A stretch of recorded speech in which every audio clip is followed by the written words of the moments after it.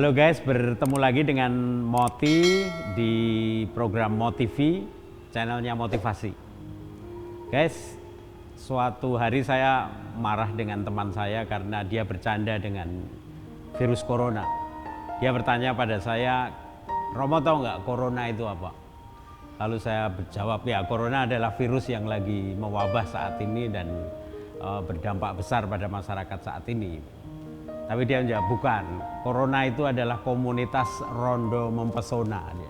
Saya ketawa tapi juga mangkel, gonduk ya, dan hampir marah. Tetapi dia bilang dengan sangat santai, Romo terlalu cemas, terlalu takut. Saya kira benar apa yang dikatakan Presiden Jokowi bahwa sekarang musuh kita bukan virus itu sendiri, tetapi adalah ketakutan dan kecemasan masyarakat akan virus corona itu sendiri.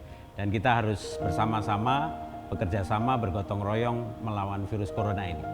Nah, saat ini saya ada di Rumah Sakit Panti Rapih dan bersama saya ada seorang dokter yang bisa saya tanyai tentang virus corona.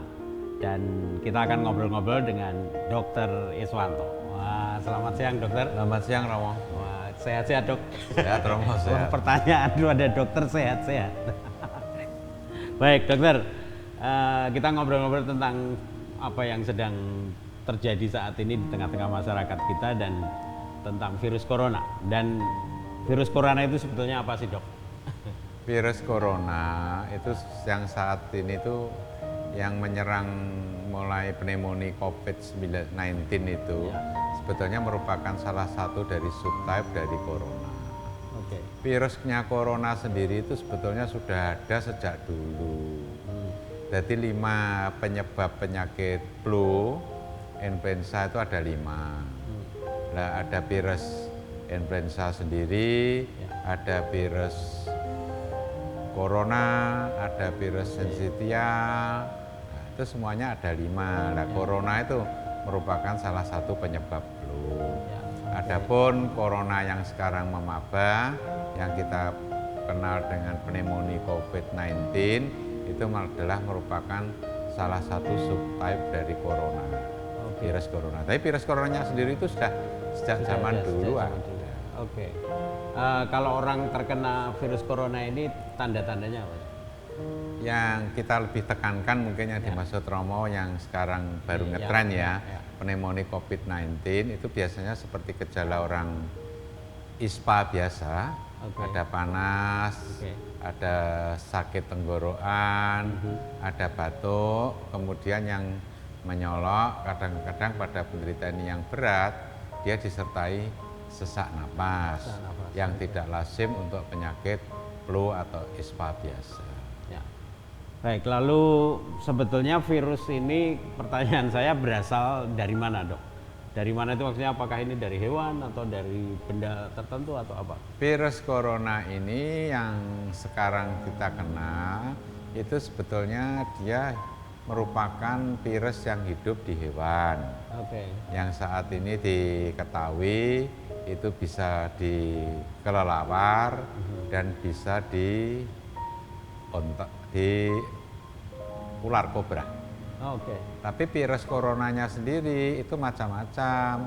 Ada yang hidup juga di onta, misalnya yang kita kenal dengan coronanya penyebab penyakit MERS pada tahun 2012-2013 yang menyerang di Arab Saudi, itu juga merupakan satu penyakit corona. Kemudian corona juga pernah menyerang kita pada tahun 2002-2003, waktu itu kita kenal dengan penyakit SARS. Itu juga merupakan subtype dari penyakit corona juga. Jadi beda-beda. Jadi sebetulnya ini sudah lama ya, tapi kenapa sepertinya saat ini tiba-tiba muncul mendadak dan mutasi Romo. Ada yang mutasi, tipnya berbeda-beda, dan yang kita ketahui yang COVID-19 atau COVID-19 itu lazimnya hidup di kelelawar, ataupun di ular kobra.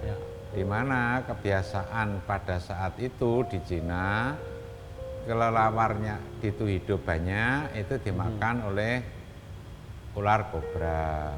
Ular kobra kebiasaan di sana dimasak, dagingnya dipakai untuk obat.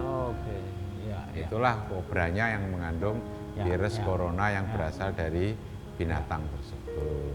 Lalu bagaimana sekarang cara penyebaran virus ini sampai pada manusia? Nah, penyebarannya waktu itu kan dari ular kobra ataupun kelelawar yang dimakan, virus itu hidup akhirnya berkembang di tubuh manusia. Ya. Nah, sekarang masalahnya ternyata pneumonia COVID-19 ini penyebarannya tidak hanya dari hewan ke manusia, tapi juga bisa manusia ke manusia. Oke. Lah, adapun bagaimana caranya manusia memakan manusia kan enggak. Ya, ya, Nah, ya, lain kalau ya. kita tadi tertular dari hewan karena kita makan dagingnya. Kalau ini dari manusia ke manusianya itu lewat droplet. Droplet itu percikan dahak atau percikan ludah yang kita dikeluarkan oleh orang yang sakit pada saat orang itu batuk ataupun orang itu bersin. Ya. Itu mengeluarkan droplet itu ribuan, Romo. Oke. Nah, itu bisa secara langsung droplet dari penderita A, dropletnya langsung dihisap oleh penderita B. Atau mungkin di situ ada sekumpulan orang, bisa Bapak C, Ibu D, dan lain sebagainya. Jadi lewat droplet yang langsung dihirup. Mekanisme yang kedua, dropletnya tidak langsung menular ke orang lain, tapi dropletnya itu kebetulan jatuh misalnya di pegangan pintu rumah sakit atau di lift ataupun di tangga kita berpegangan. Nah, kok berpegangan bisa begitu? Karena saat penderita itu batuk atau bersin, dia tidak bawa sapu tangan atau bawa tisu, mulutnya ditutup dengan tangan. Lah, droplet yang di tangan si penderita ini juga bisa nular ke orang lain dengan cara misalnya bersalaman. Makanya sekarang salamannya ada berbagai macam caranya. Ada yang mantuk, ada yang dengan ada yang membungkuk seperti kebiasaan di Jepang. Itu untuk menghindari penularannya. Ya. Jadi bisa droplet langsung, bisa lewat salaman ya, bisa lewat perantaraan benda-benda. Baik. Pertanyaan saya juga, kenapa virus ini seolah-olah saat ini itu begitu mencemaskan dan begitu masif itu, Dok? Nah, mencemaskan karena ini baru terjadi outbreak. Jadi terjadi lonjakan yang penularannya cukup besar. Dan sebelumnya tidak ada. Loh, tiba-tiba kok sekarang kalau terjadi flu atau terjadi batuk-batuk kok sampai terjadi sesak napas. Ya, disebabkan oleh suatu virus yang corona COVID-19 yang relatif baru ini. Itulah yang menyebabkan kita cemas. Nah, lalu akhir-akhir ini kita berusaha bersama supaya ketakutan dan kecemasan itu tidak menjadi besar gitu ya. Karena lalu ini menjadi musuh utamanya bukan virusnya tapi ketakutan kita, kecemasan kita. Nah, bagaimana dokter bisa meyakinkan kita untuk tidak perlu cemas, tidak perlu takut dengan virus ini? Ya, kita takut pun juga tidak bisa menghindar. Makanya kita tidak usah tapi kita berusaha waspada supaya kita bisa syukur kalau kita bisa menghindar. Misalnya tahu tetangga kita atau teman kita baru bepergian dari luar negeri, dari daerah yang itu ternyata di situ banyak kasus corona. Ya, kita jangan nengok lah. Ya, cukup katakanlah lewat sekarang kan banyak media sosial, bisa WhatsApp, bisa telepon dan lain sebagainya. Itu sudah sangat mengurangi resiko tertularnya. Baik, lalu langkah-langkah konkret apa yang bisa kita lakukan untuk pencegahan perkembangan virus corona COVID-19 ini? Ya, secara umum kita setelah merawat atau setelah kontak dengan pasien yang terindikasi COVID-19 ya kita harus segera cuci tangan sebelum berhubungan atau kita berkomunikasi dengan orang lain. Apalagi kalau di rumah sakit sebelum merawat pasien yang lainnya. Sering cuci tangan itu yang pokok.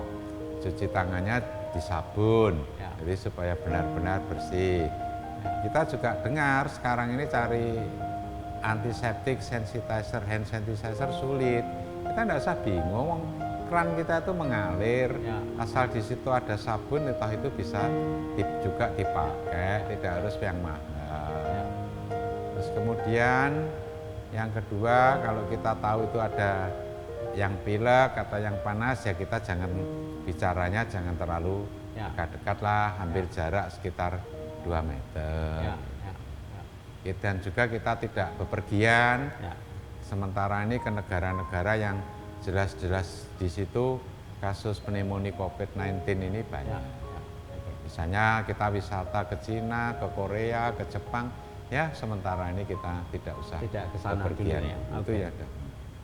Nah, mengapa cuci tangan, Dok? Apakah ini membunuh virus pneumonia COVID-19 tadi itu? Setidaknya kita kuman yang ada di kita tertular, misalnya megang secret dari pasien tersebut, Ya. atau kita habis bersalaman, Ya. atau habis berhubungan dengan orang itu, dengan kita cuci tangan dan itu kita sabun, virus ini akan lepas. Oke. Jadi tidak ada di tangan kita, supaya nanti kalau kita katakanlah megang hidung, megang mata, berarti sudah tidak mengandung virus itulah. Ya, itu termasuk yang mau saya tanyakan. Ya. Mengapa nggak boleh nyentuh wajah, hidung, mulut, mata itu? Kenapa?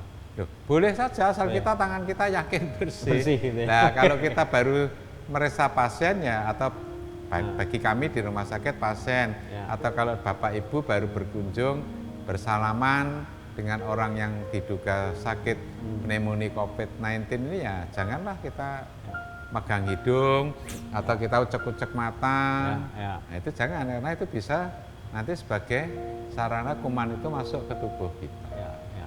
Oke. Lalu masker sekarang ini kan problemnya itu. Lalu siapa yang harus pakai masker? Yang pokok yang Ya. pakai masker itu adalah orang yang sakit.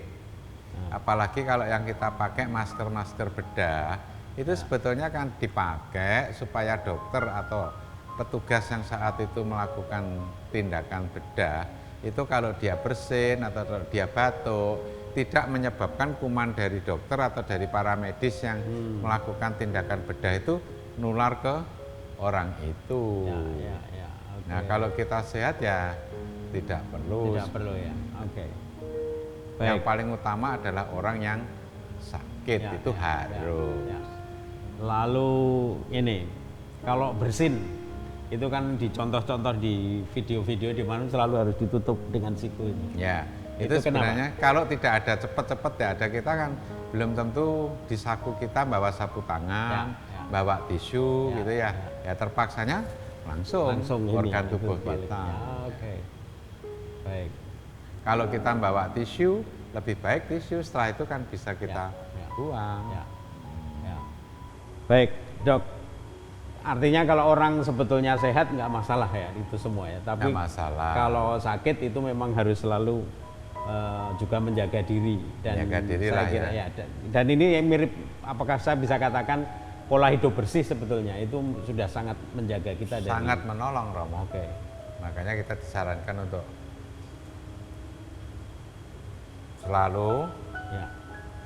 kalau bersinggungan atau habis bepergian atau habis menjenguk orang sakit, selalu untuk cuci tangan. Baik. Ataupun di rumah sakit biasanya di kamar pasien, di dekat bednya, Ya. ataupun di dekat pintu keluarnya itu biasanya Ya. ada bahan-bahan yang untuk bisa untuk hand Ya. sanitizer. Ya. Baik, sekarang sebagai penutup, Dok, mungkin dokter bisa memberi kayak apa ya, statement atau pelajaran buat kita semua, buat masyarakat, sebenarnya apa pesan dokter untuk kita semua dalam konteks ini nih, penyebaran lagi musim virus pneumonia COVID-19 ini. Ya. Dalam kehidupan kita sehari-hari ya sebaiknya, karena ini musim outbreak dari penyakit ini, kita membatasi diri. Oke. Artinya kita bekerja nggak usah terlalu banyak lembur lah ya, Ya. wajar aja wajar, Ya. sehingga kita bisa istirahat yang cukup, Ya. menyempatkan diri untuk selalu berolahraga. Oke. Nah, makanan kita sedapat mungkin yang bergizi. Bergizi.